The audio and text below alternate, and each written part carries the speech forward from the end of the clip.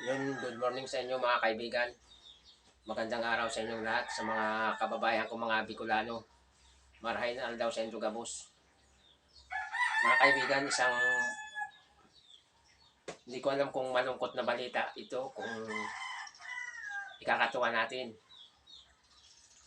Ngayong araw mga kaibigan, pupunta ako ng Maynila. Kasi tinawagan ako ng company na bumalik sa trabaho. Baka yung content natin maiba kung sakaling maituloy natin itong pagbablog, baka maiba yung content naman natin. Sana mga kaibigan, wag niyo akong iiwanan. Kung maiba man yung content natin, andyan pa rin kayo. Isang maiksing video lang ito na sasabihin ko sa inyo. Sa mga subscriber ng Paigarong Opisyal, sana wag kayong bibitaw sa akin, sa amin ni Buboy.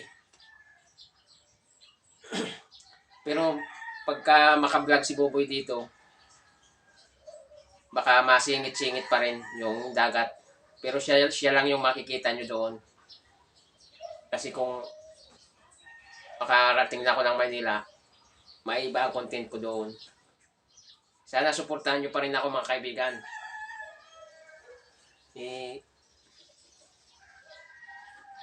Kulang na kasi mga kaibigan yung kinikita natin dito sa sa dagat. Kasi humina siya ng gusto. Tapos tayo lagi sa mga financial dito sa pangailangan sa pamilya. Kaya tinanggap ko na rin tong alok na ito na opportunity para makapagtrabaho muli sa Maynila. Kaya sana suportahan nyo pa rin ako mga kaibigan sa gagawin kong ito. Kung sakaling maituloy ko tong vlog sa Maynila, maiba yung content natin. Sana andyan pa rin kayo para sa Paigarong Opisyal. Yun. Ligpit muna ako mga kaibigan itong mga dadalhin ko.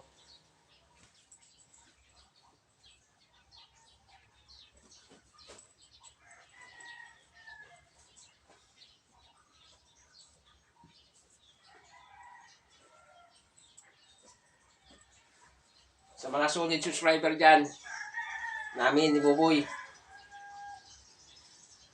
patuloy nyo kaming suportahan. Kung sakaling makapag-vlog pa tayo, kahit iba-iba yung content natin. Hindi ko alam kung ano magiging content ko rin doon sa Maynila. Pero kung may opportunity na makapag-vlog, itutuloy ko to mga kaibigan para sa mga subscriber na laging solid supporters.